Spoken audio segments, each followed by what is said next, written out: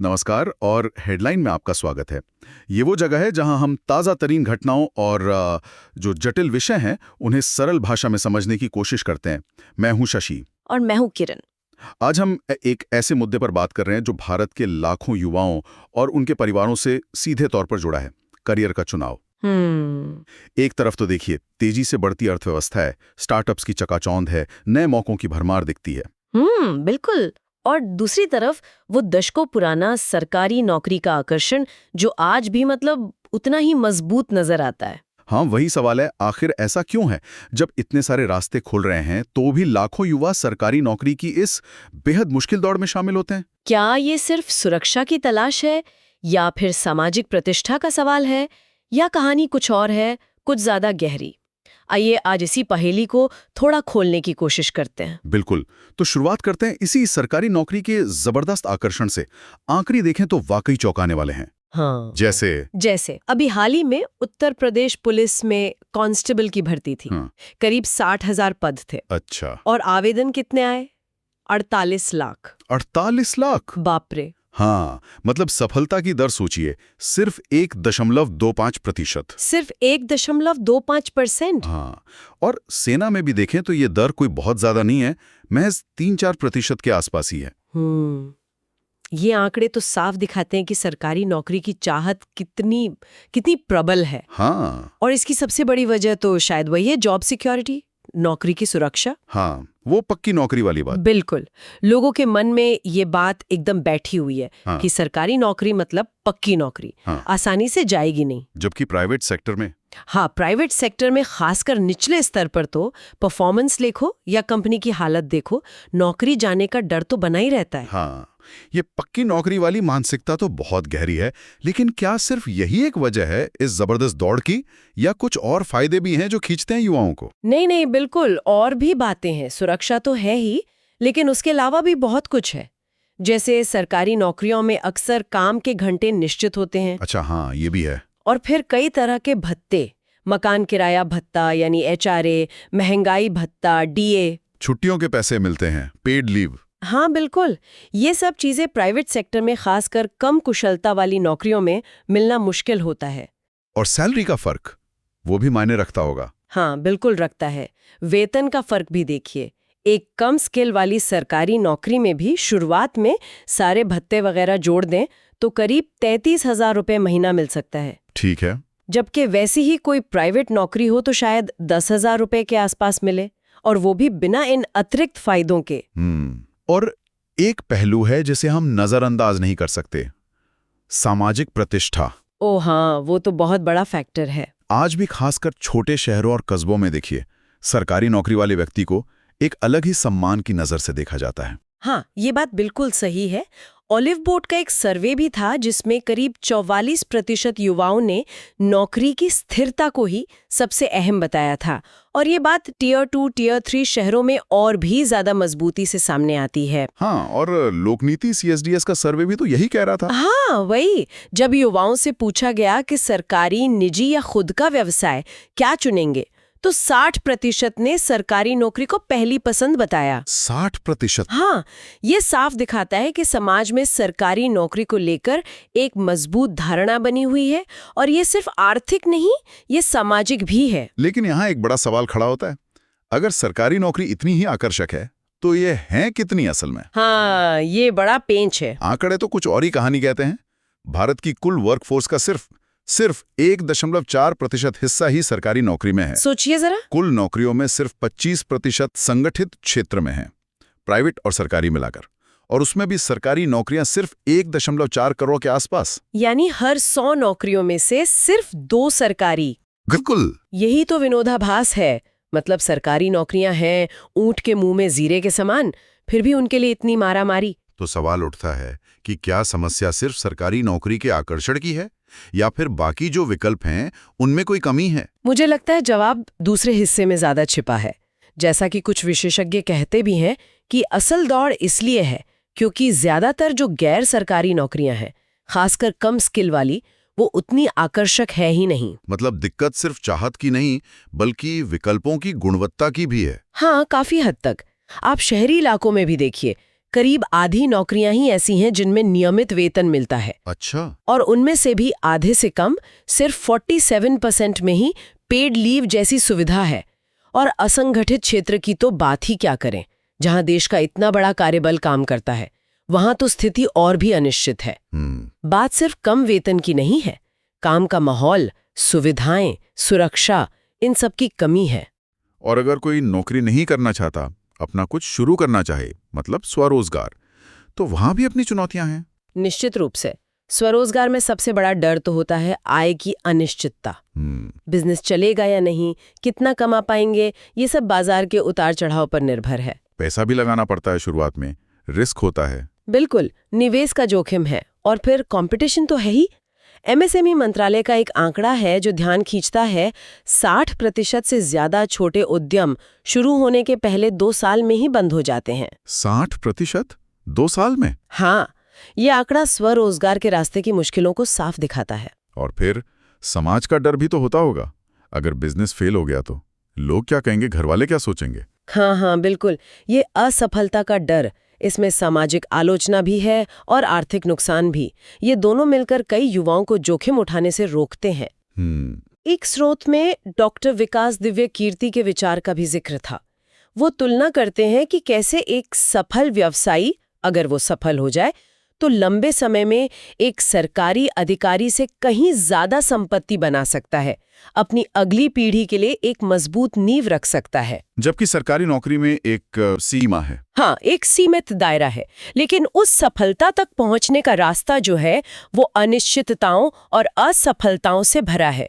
उसके लिए एक अलग तरह की मानसिक और सामाजिक मजबूती चाहिए। तो ये सुरक्षा की जरूरत और असफलता का डर, ये दोनों मिलकर युवाओं को सरकारी नौकरी के सुरक्षित विकल्प की तरफ धकेलते हैं, भले ही वहां सफलता की संभावना बहुत ही कम क्यों ना हो। हाँ, ये एक महत्वपूर्ण कारक है, इसमें कोई शक नहीं। लेकिन अब सिक्के का दूसरा पहलू भी देखते हैं। अच्छा। हाँ, क्योंकि एक ऐसी दुनिया भी है जो युवाओं को अपनी तरफ खींच रही है, स्टार्टअप्स की दुनिया। हाँ, स्टार्टअप्स की बात तो बहुत होती है। बिल्कुल, और भले ही पिछले कुछ समय में स्टार्टअप्स में नौकरियों में कटौती, मतलब छंटनी की खबरें आई हैं।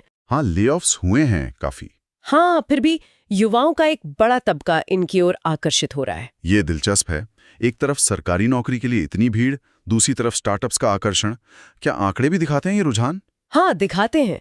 मिंट और शाइन टैलेंट इनसाइट्स की एक रिपोर्ट है, वो बताती है कि लगभग 79% नौकरी ढूंढने वाले युवा स्टार्टअप्स में काम करने को प्राथमिकता देते हैं। 79%, ये तो काफी ज्यादा है। हाँ, और ये सरकारी नौकरी वाले 60% के आंकड़े के साथ मिलकर एक दिलचस्प तस्वीर पेश करता है।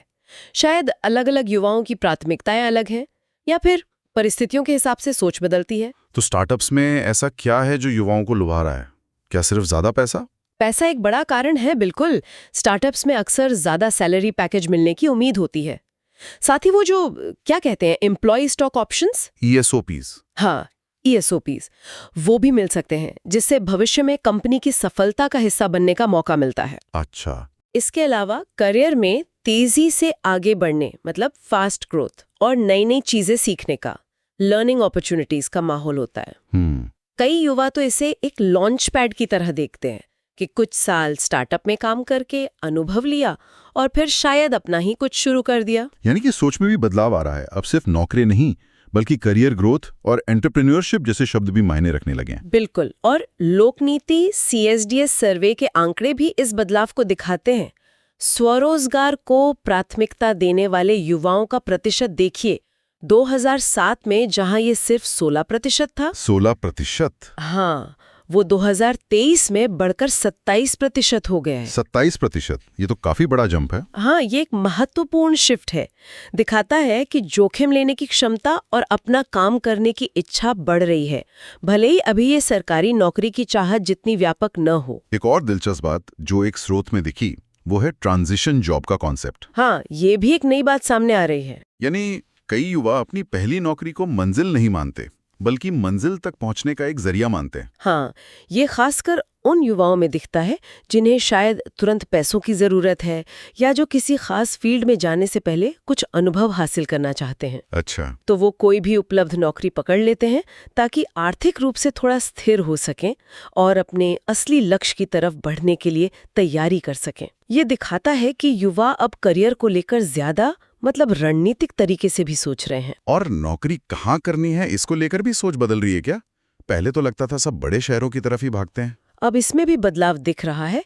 कई युवा अब बड़े शहरों की वो भीड़-भाड़, प्रदूषण और सबसे बढ़कर रहने का जो ज्यादा खर्च है, हाँ, कॉस्ट ऑफ लिविंग, हाँ, उससे बचना चाहते हैं। इसलिए वो अपने घर के नजदीक या फिर पेरी अर्बन इलाकों में, शहरों के बाहरी जो विकसित हो रहे क्षेत्र हैं, वहां नौकरी करना पसंद कर रहे हैं। अच्छा, वहां मौके मिल रहे हैं। हाँ, इन जगहों पर रिटेल और सर्विस सेक्टर में मौके बढ़ रहे हैं। और रहने का खर्च कम होने से बचत भी ज्यादा हो पाती है। ये शायद वर्क लाइफ बैलेंस की बढ़ती प्राथमिकता को भी दिखाता है। और तकनीक का इस्तेमाल कैसे बदल रहा है करियर खोजने और बनाने में? तकनीक का रोल तो बहुत ज्यादा बढ़ गया है। युवा अब जॉब पोर्टल्स, लिंक्डइन जैसे प्लेटफॉर्म्स का खूब इस्तेमाल कर रहे हैं नौकरी खोजने के लिए। हाँ, वो तो है। ऑनलाइन कोर्सेज के जरिए नई स्किल सीख रहे हैं। लेकिन यहाँ एक डिजिटल डिवाइड की चुनौती भी है। तकनीक तक सबकी पहुंच बराबर नहीं है? हाँ, बिल्कुल। खासकर महिलाओं के लिए, जिनके पास पुरुषों के मुकाबले शायद डिवाइस या इंटरनेट की पहुंच कम हो सकती है, या फिर उसे इस्तेमाल करने की सामाजिक आजादी कम होती है। ये एक अहम मुद्दा है। और गिग इकोनॉमी का क्या? जैसे डिलीवरी वाले काम या कैब चलाने वाले, शुरुआत में तो इसे लेकर बड़ा उत्साह था। हाँ, शुरू में लगा था कि ये स्वरोजगार का एक नया आसान तरीका है, अपनी मर्जी का मालिक। लेकिन अब तस्वीर थोड़ी बदली है। कई युवा, खासकर जो इसे लंबे समय से कर रहे हैं, अब आय की अनिश्चितता की शिकायत करते हैं। काम पर नियंत्रण कम लगता है। अच्छा। वो जो एल्गोरिदम होता है उसके दबाव में ज्यादा घंटे काम करना पड़ता है। अपनी मर्जी से छुट्टी लेना मुश्किल होता है। इससे जीवन की गुणवत्ता प्रभावित होती है। तो वो जो शुरुआती उत्साह था, उसके बाद अब इसे लेकर नजरिया थोड़ा संतुलित हुआ है। समझ गया। तो ये तो हुई अलग अलग रास्तों और बदलती सोच की बात। अब अगर हम पूरी तस्वीर को देखें, देश की अर्थव्यवस्था, युवाओं का कौशल स्तर और भविष्य की नौकरियां, तो क्या नजर आता है? यहाँ उम्मीद और चुनौती दोनों दिखती हैं। इंडिया स्किल रिपोर्ट 2025 एक सकारात्मक संकेत देती है। क्या कहती है रिपोर्ट? इसके अनुसार भारत में रोजगार योग्यता दर यानी एम्प्लॉयबिलिटी रेट, युवाओं में नौकरी पाने लायक स्किल्स होने का प्रतिशत, वो बढ़कर करीब 55%, 54.81% हो गया है। अच्छा, ये तो अच्छी खबर है। हाँ, जो पिछले दशक में काफी सुधरा है। और 22-25 साल के युवाओं में यह दर और भी बेहतर है। किन क्षेत्रों में योग्यता ज्यादा दिख रही है? रिपोर्ट के मुताबिक मैनेजमेंट यानी MBA, इंजीनियरिंग और कंप्यूटर एप्लीकेशन यानी MCA के जो स्नातक हैं, उनमें रोजगार पाने की योग्यता सबसे ज्यादा पाई गई है। ठीक है। और राज्यवार देखें तो महाराष्ट्र, दिल्ली, कर्नाटक, आंध्र प्रदेश, केरला, ये राज्य इस मामले में आगे हैं। और भविष्य में किन स्किल्स और सेक्टर की मांग रहने वाली है? देखिए, भविष्य तो artificial intelligence, AI, machine learning, cloud computing, automation, robotics का है। हाँ, ये सब तो आजकल बहुत सुनने में आता है। बिल्कुल। इसके साथ ही सस्टेनेबिलिटी, ग्रीन एनर्जी, फिनटेक यानी फाइनेंशियल टेक्नोलॉजी, हेल्थ केयर और IT सेक्टर, इनमें भी जबरदस्त मौके बनने का अनुमान है। और भारत अपनी इतनी बड़ी युवा आबादी के साथ इन क्षेत्रों के लिए वैश्विक प्रतिभा का एक बड़ा स्रोत बन सकता है। ये तो हुई उम्मीद की बात, लेकिन चुनौतियां भी तो होंगी। बेरोजगारी का मुद्दा तो अक्सर उठता रहता है। बिल्कुल, और चुनौतियां गंभीर हैं, इसमें कोई दो राय नहीं। लोकनीति CSDS सर्वे में युवाओं ने बेरोजगारी और महंगाई को अपनी सबसे बड़ी चिंता बताया भी है। और सिर्फ बेरोजगारी ही नहीं, एक और बड़ी समस्या है अल्प रोजगार यानी अंडर एम्प्लॉयमेंट। इसका क्या मतलब है? या तो योग्यता से कमतर काम मिलना या फिर कम घंटे का काम मिलना जितना वो करना चाहते हैं उससे कम। इसके अलावा स्किल मिसमैच भी एक अहम मुद्दा है। स्किल मिसमैच यानी जो स्किल्स इंडस्ट्री को चाहिए वो युवाओं के पास शायद उतनी नहीं है, या जो स्किल्स उनके पास हैं उनकी उतनी मांग नहीं है। हमारी शिक्षा प्रणाली शायद इंडस्ट्री की जरूरतों के साथ पूरी तरह तालमेल नहीं बिठा पा रहे हैं। तो इन चुनौतियों से निपटने के लिए क्या समाधान सुझाए जा रहे हैं? क्या करना चाहिए? विशेषज्ञ कई स्तरों पर समाधान सुझाते हैं। एक तो ये कि ऐसी नियमित प्राइवेट सेक्टर नौकरियां ज्यादा बने जो कम स्किल वाले कर्मचारियों को बेहतर वेतन और सामाजिक सुरक्षा दें, जैसे पीएफ, बीमा वगैरह। ठीक है। दूसरा, हल्के विनिर्माण यानी लाइट मैन्युफैक्चरिंग पर ध्यान दिया जाए, जैसे कपड़ा बनाना, खिलौने, जूते। इनमें बहुत ज़्यादा हाईटेक स्किल्स की ज़रूरत नहीं होती, लेकिन रोजगार बहुत पैदा हो सकता है। जैसे बांग्लादेश ने गारमेंट इंडस्ट्री में किया है। हाँ, बिल्कुल वैसा ही। और शिक्षा के स्तर पर क्या करने की जरूरत है? शिक्षा की गुणवत्ता सुधारना बहुत जरूरी है, खासकर तकनीकी और व्यावसायिक शिक्षा की, ताकि युवा भविष्य की नौकरियों के लिए तैयार हों। उन्हें सिर्फ डिग्री न मिले, बल्कि प्रैक्टिकल स्किल्स मिले। सेवा क्षेत्र के निर्यात यानी सर्विसेज एक्सपोर्ट को बढ़ाने पर भी ध्यान दिया जा सकता है, हालांकि उसमें अपनी चुनौतियां हैं। एक विचार बेरोजगारी भत्ते का भी आता है कभी-कभी, उसका क्या तर्क है? हाँ, उसकी भी बात होती है। तर्क ये दिया जाता है कि अगर लोगों के पास एक बुनियादी आय सुरक्षा हो, तो वो मजबूरी में कम वेतन और खराब शर्तों वाली नौकरियां स्वीकार नहीं करेंगे। अच्छा। इससे कंपनियों पर बेहतर रोजगार देने का दबाव बनेगा और शायद सरकारी नौकरी की वो जो अंधी दौड़ है वो भी कुछ कम हो। लेकिन इसके लिए संसाधन कहाँ से आएंगे, ये बड़ा सवाल है। हाँ, बिल्कुल। इसके लिए भारी भरकम संसाधन जुटाना एक बहुत बड़ा सवाल है। क्या सरकार की तरफ से इस दिशा में कुछ प्रयास हो रहे हैं, कुछ योजनाएं हैं? हाँ, कई योजनाएं चल रही हैं, जैसे प्रधानमंत्री कौशल विकास योजना है, PMKVY, जिसका मकसद युवाओं को रोजगार के लिए जरूरी हुनर सिखाना है। ठीक है। राष्ट्रीय शिक्षा नीति NEP 2020 वो भी व्यावसायिक शिक्षा को स्कूली स्तर से ही जोड़ने पर जोर देती है। स्किल इंडिया डिजिटल हब जैसे ऑनलाइन प्लेटफॉर्म्स भी बनाए गए हैं। अब इन पहलों का जमीनी असर कितना और कब दिखेगा, ये देखना होगा। तो कुल मिलाकर हम कह सकते हैं कि भारतीय युवा आज एक दिलचस्प लेकिन मुश्किल चौराहे पर खड़े हैं। बिल्कुल। एक रास्ता सरकारी नौकरी का है, जो सुरक्षा देता है, स्थिरता देता है, सामाजिक सम्मान देता है, लेकिन जहां पहुंचना बहुत मुश्किल है। और दूसरा रास्ता है निजी क्षेत्र और स्वरोजगार का, जिसमें स्टार्टअप्स जैसी चमक भी है, ज्यादा कमाई और तेज ग्रोथ की संभावना भी है, लेकिन साथ ही अनिश्चितता है, जोखिम है और कड़ी मेहनत भी है। हाँ, और ये चुनाव सिर्फ पैसे या करियर पाथ का नहीं रह गया है। ये एक पूरी जीवन शैली, मूल्यों और प्राथमिकताओं का चुनाव बनता जा रहा है। सही कहा। और वो 60% वाला आंकड़ा फिर याद आता है। स्टार्टअप्स की सारी चमक दमक के बावजूद जब चुनने की बारी आई तो बहुमत ने सरकारी नौकरी को ही चुना। ये क्या दिखाता है? क्या आकांक्षाएं बदल रही हैं, पर जमीनी हकीकत अभी भी सुरक्षा की मांग करती है? शायद यही हकीकत है। ये विरोधाभास यही दिखाता है कि जब तक प्राइवेट सेक्टर में अच्छी तनख्वाह, सुरक्षा और सम्मान वाली पर्याप्त नौकरियां नहीं बनेंगी और जब तक स्वरोजगार से जुड़े आर्थिक जोखिम और सामाजिक डर को कम करने के उपाय नहीं होंगे, तब तक शायद सरकारी नौकरी का ये तिलिस्म बना रहेगा। आकांक्षाएं और अवसर मौजूद हैं, लेकिन उन्हें अपनाने के लिए जो जरूरी आत्मविश्वास और सुरक्षा का माहौल चाहिए, वो बनाना अभी बाकी है। और इसमें शिक्षा व्यवस्था की भूमिका भी बहुत अहम होगी। सिर्फ नौकरी खोजने वाले नहीं, बल्कि प्रॉब्लम सॉल्व करने वाले, इनोवेट करने वाले और शायद नौकरी देने वाले युवा तैयार करने की जरूरत है। बिल्कुल। आज की चर्चा से एक बात तो साफ है, युवाओं के करियर विकल्पों को समझने के लिए हमें सिर्फ आर्थिक आंकड़ों से आगे जाना होगा, उनकी सुरक्षा की जरूरत, विकास की इच्छा, सम्मान की चाहत और एक बेहतर जीवन की उम्मीदों को भी समझना होगा। ये एक जटिल और बहुआयामी तस्वीर है। तो इस पूरी चर्चा का सार यही है कि भारतीय युवाओं की करियर आकांक्षाएं एक तरफ सुरक्षा की पारंपरिक चाहत और दूसरी तरफ नए अवसरों के आधुनिक आकर्षण के बीच एक संतुलन तलाश रही हैं। हाँ। और इसका समाधान एक तरफा नहीं हो सकता, बल्कि अर्थव्यवस्था, शिक्षा और सामाजिक सोच, तीनों स्तरों पर ठोस कदम उठाने की जरूरत है। अगर आप ऐसे ही विषयों पर और गहरी लेकिन सरल चर्चा सुनना चाहते हैं तो हेडलाइन को सब्सक्राइब करना न भूलें। हाँ, जरूर सब्सक्राइब करें। आपको आज की बातचीत कैसी लगी, हमें रिव्यू में जरूर बताएं। और आप किन और विषयों पर ऐसी चर्चा सुनना चाहेंगे, ये भी हमें बता सकते हैं। सुनने के लिए धन्यवाद। धन्यवाद।